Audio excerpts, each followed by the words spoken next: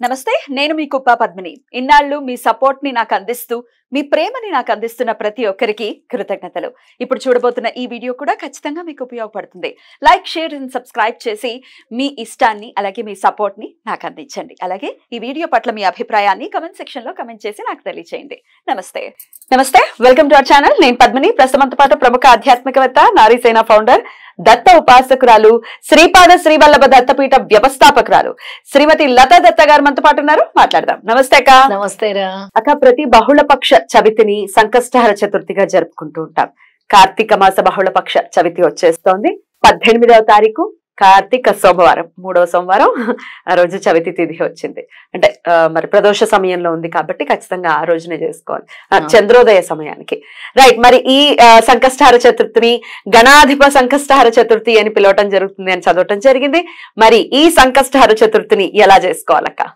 చాలా చక్కగా అడిగావు పద్మిని నువ్వు చెప్తుంటేనే నీకు అసలు ఎంత ఇష్టమా వినాయకుడు గణపతి అని అనిపిస్తుంది గణపతి అనుగ్రహంతో ఈ జీవితం ఉంది అందులో ఎటువంటి సందేహం లేదు అందరికి అందుకే ప్రథమం ఆయన లేకుండా అసలు ఏ పూజ కూడా అసలు జరగదు విఘ్నాలు తొలగాలంటే మన జీవితంలో ఆటంకాలు తొలగాలంటే సంకటాలు తొలగాలంటే ఆయన్ని స్మరించకుండా ఏ పూజ చేసినా దాని ఫలితం ఉండదు ఆయన స్మరణ అంత ముఖ్యం నా ఆరాధ్య దైవం నాకు కూడా అవునా రోజు ఆయనని స్మరించకుండా ఏ పని చేయను ఎప్పుడు కూడా పసుపు గణపతి పసుపు గణపతి పసుపు గణపతి హరిద్ర గణపతి అంటారు పసుపు గణపతి ఏ పూజకైనా ప్రథమ అందరితోనే ఇంక 24 గంటలు ఫస్ట్ గణపతే బ్యూటిఫుల్ అసలు అండ్ ఈ నెలలో వచ్చే 2-3 తిథులు మాత్రం ఖచ్చితంగా చేసుకోవాలట ఏకాదశి గాని సంకష్టం గాని మిస్ అవే పరిస్థితి మాత్రం ఉండకూడదు అమావాస్య పౌర్ణమి 4 రోజులు 4 చాలా ఇంపార్టెంట్ మనకి పౌర్ణమి అమావాస్య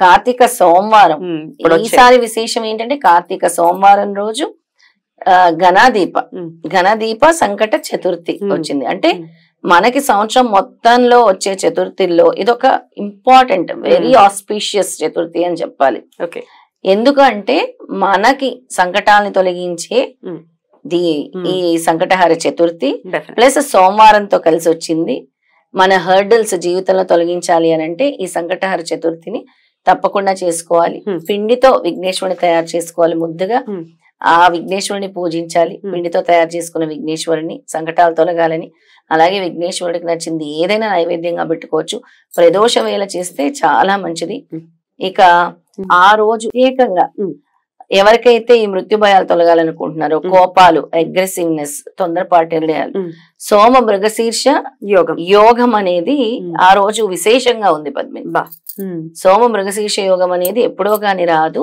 అది రిలేటెడ్ విత్ అక్కడ ఈశ్వరుడు అంటే చంద్రగ్రహానికి కుజగ్రహానికి కూడా రిలేటెడ్ అయితే ఎవరికైతే ఈ మృత్యు బాధలు ఉంటాయి చాలా మందికి అంటే చాలా మంది అనారోగ్య సమస్యలతో మాకు ఇంకా గ్యారంటీ లేదన్న జీవితాలు కూడా చాలా ఉంటాయి అవును అవును అలాంటివి కూడా మనం చూస్తూ ఉంటాం మిరాకిల్స్ జరిగే జీవితంలో అంటారు ఎందుకంటే స్వామి పాదాలే శరణ్యం అలాంటి వాళ్ళందరూ కూడా ఆ రోజుని సద్వినియోగం చేసుకోని హోమం చేసుకొని ఈశ్వరుడికి రుద్రాభిషేకం చేసుకొని బియ్యాన్ని ముఖ్యంగా దానం ఇవ్వాలి అప్పుడు ఈ అపమృత్యు భయాలు అనేవి తొలుగుతాయి ఈ తొందరపాటు నిర్ణయాలు కోపాలు అనేవి పట్టి పీడుస్తున్నాక చాలా అందున ఈ సంవత్సరం మనం అబ్జర్వ్ చేసుకుంటే ఎవరికి వాళ్ళు కూడా అబ్జర్వ్ చేసుకోవచ్చు కోపం ఒకంత పెరిగింది చాలా క్రోధినామ సంవత్సరం కదా అందరూ ఊరిక క్రోధి అంటే ఆ క్రోధినామ సంవత్సరం తగ్గట్టుగానే సార్థకత అది వహించేస్తుందండి అర్థం పర్థం లేని కోపాలు కూడా ఎందుకు కోపం వస్తుందో కూడా తెలియదు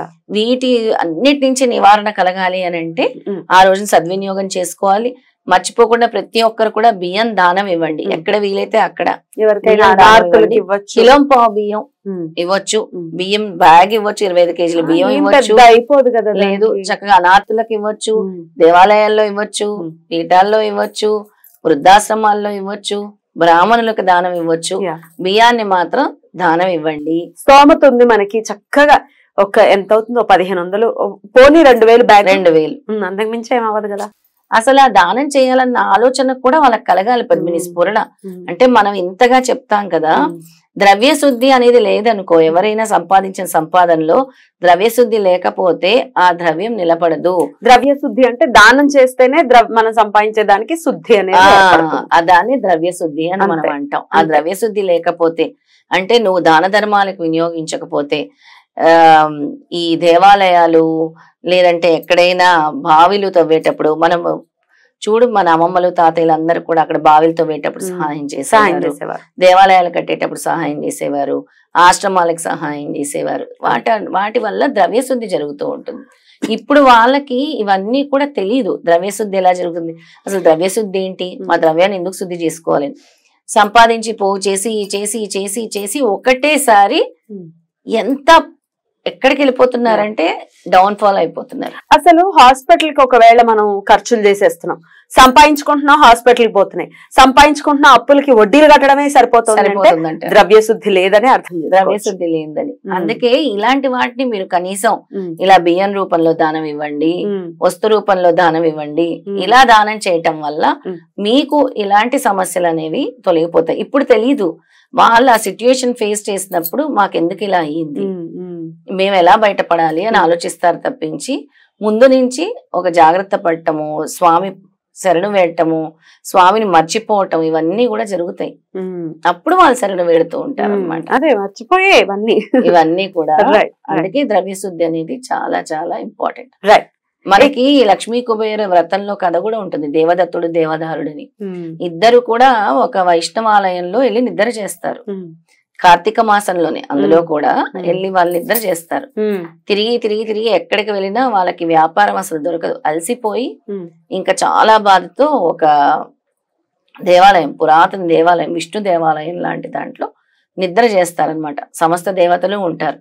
ఆనాడు రాత్రి అక్కడే ప్రసాదం తిని నిద్రిస్తారు. వృద్ధ దంపతులు వస్తారు.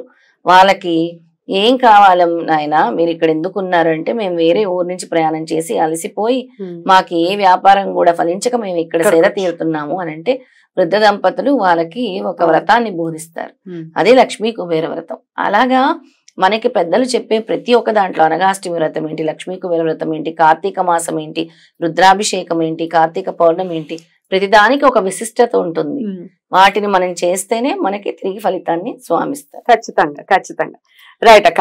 అయితే ఈ సంకష్టహార చతుర్థికి ప్రత్యేకంగా చెప్పుకుంటే ఖచ్చితంగా అంటే ఇన్ని నెలలు కన్జర్వేటివ్ గా చేస్తూ ఉంటారు, ఒక 11 నెలలను వాళ్ళు మొక్కుకున్న దాన్ని బట్టి చేసుకుంటూ ఉంటారు. అయితే ఒక్క నెల చేసుకోవాలనుకుంటున్నాము, చాలా నెలల నుంచి వింటున్నాము సంకష్టహార చతుర్థి గురించి, ఒక్క నెల చేసుకోవచ్చా అంటే చేసుకోవచ్చా? చేసుకోవచ్చు. ఇప్పుడు దేవాలయంలో ప్రదోష వేళలే చేస్తారు మనకి సంకష్టహార చతుర్థి. చక్కగా ఉండ్రాలు చేసి తీసుకెళ్లి, విఘ్నేశ్వరుడికి చాలా ప్రీతికరమైంది ఏంటి, ఉండ్రాలు, గరిక, అలాగే లడ్డూలు. లడ్డూలు ఎంత ఇష్టం మోతీచూర్ లడ్డూలు, ఎలాంటి లడ్డూలైనా.